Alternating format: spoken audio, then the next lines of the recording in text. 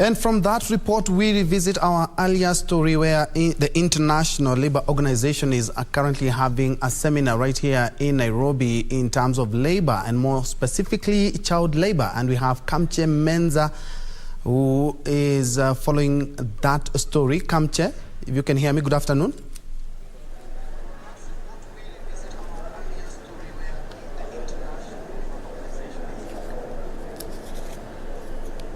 Kamche, can you hear me?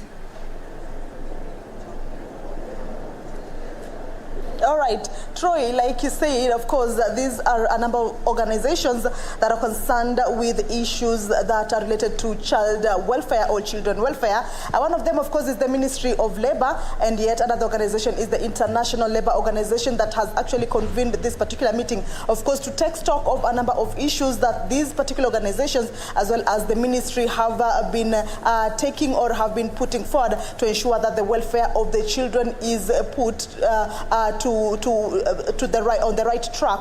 But without much ado, this is a symposium that has brought on board very many stakeholders, and I'm joined by the country director for ILO, Mr. Wellington Chibebe, to explain to us what exactly this symposium looks out to achieve. Remember, a few months ago, the world marked the World Day Against Child Labour, and of course, we will be talking to him to explain to us where we are as a continent. This is Africa. I remember Kenya is part of the African countries that are still grappling with child labor. So we will be seeking to understand where are we as a country, what are some of the issues that these governments need to take, and of course what has been the main challenge in trying to deal or to end the child labor. Welcome, sir. Maybe to start us off, what exactly is this symposium all about? The symposium is a follow-up to the Durban conference, which was in May, which brought together 187 states and non-state actors to deal with issues of child labor, given the prevalence of child labor, not only in Africa, but globally.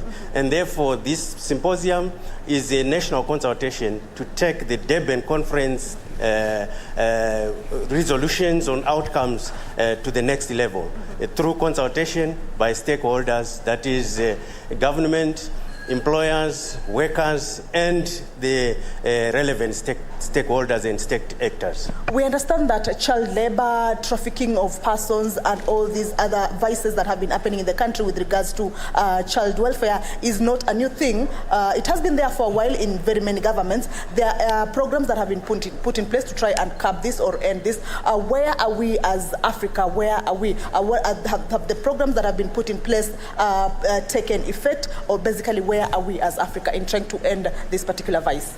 Well, the starting point is that out of the global figures in terms of child labor of 160 million, 92 million are in Africa in terms of child labor prevalence.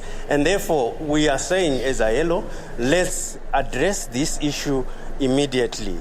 Where are we? We have tried our level best between 2016 and 2020, but we are actually rolling back because of other emerging issues like poverty, like issues of country-level hardships that are forcing governments to prioritize other areas rather than child labor and social protection.